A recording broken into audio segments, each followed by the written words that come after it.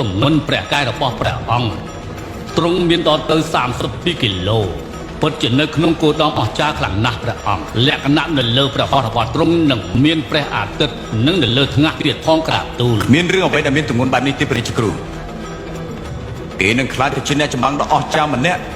នឹងខ្លាចទៅជាអ្នកគ្រប់គ្រងពិភពលោកនេះតែផ្លែដើររបស់ទ្រង់អាចឈ្នះអាណាចក្ររបស់ព្រះអង្គព្រះបត្រារបស់ព្រះអង្គនិងឈ្នះចិត្តរបស់មនុស្ស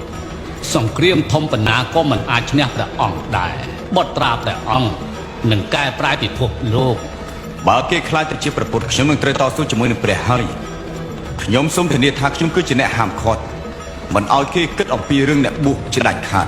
គេនឹងខ្លាចទៅជាអ្នកចម្បាំងតែម្នាក់ប៉ុណ្ណោះដែលខ្ញុំត្រូវការគ្មានបញ្ហាទេព្រះអង្គធ្វើអ្វីក៏បានដែរបុត្រព្រះអង្គគឺជាអ្នកបួសមួយអង្គតតែបាន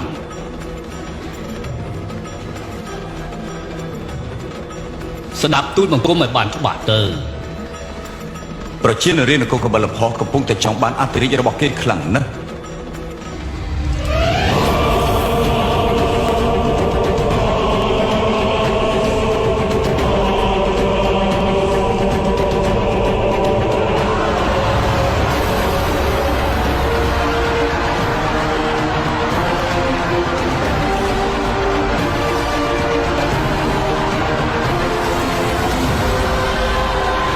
ស៊ីថាត់ថាគោដមចូលចម្រើនថ្ងៃអនាគតនឹងបានធ្វើជាអធិរាជរបស់នគរកបិលផោះហើយស៊ីថាត់ចូលចម្រើនស៊ីថាត់ចូលចម្រើនស៊ីថាត់ចូលចម្រើនស៊ីថាត់ចូលចម្រើនតែមានអ្វីទៅបានឲ្យទូលបង្គំពិនិត្យមើលទៀតថាជឿនឹងជួលនៅពេលចុងក្រោយសិនបន្ទាប់មកទូលបង្គំទៅតាមត្រូវរបស់ទូលបង្គំហើយចូលចម្រើនស៊ីថាត់ចូលចម្រើនស៊ីថាត់មនុស្សម្នាក់នេះដូចជាវង្វេងពីកំពុងតែកែប្រែជាមួយនឹងការកែប្រែជោគវាសនារបស់អ្នកណាម្នាក់ហើយនឹងធ្វើឲ្យទ្រង់សម្រេចព្រះតីពីជោគវាសនារបស់ទ្រង់សម្រាប់ពិភពលោកជីវិតដូចជាប្លែកណាស់ស៊ីថាត់ចូលចម្រើនស៊ីថាត់ចូលចម្រើនស៊ីថាត់ចូលចម្រើនស៊ីថាត់ចូលចម្រើនស៊ីថាត់ចូលចម្រើន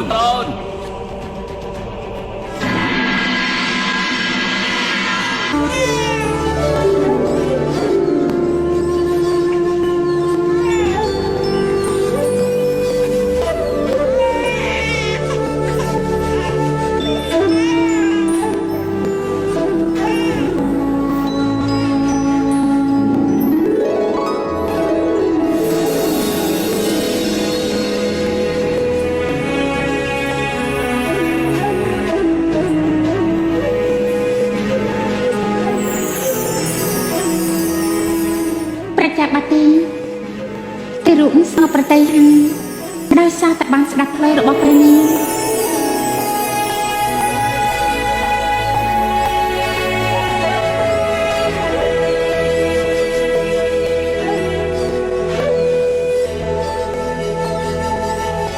ព្រះមហាទេវីសំឡេងខ្លុយនេះពីរោះណាធ្វើឲ្យព្រះបត្រាផ្ទុំហើយ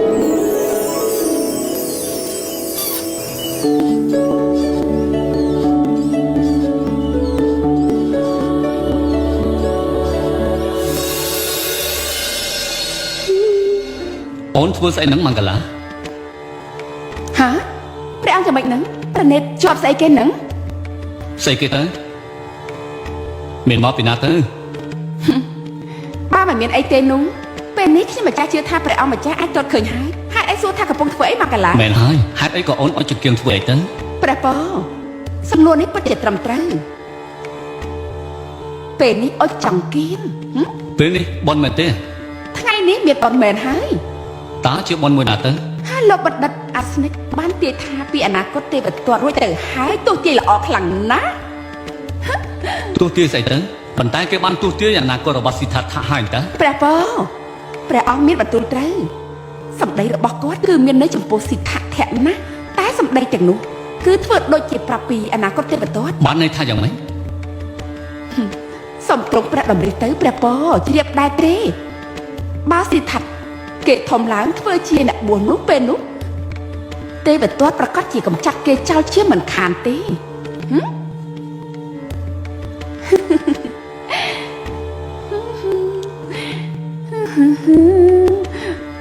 គួរឲ្យកោតសរសើរព្រះបញ្ញាអូនណាហើយបងនេះពិតជាមានសម្រាប់មែនបានអូនធ្វើជាមហាសេដ្ឋីរបស់បង ហើយអូនក៏សំណាងណាស់ដែរ អូនចង់បានន័យថាម៉េច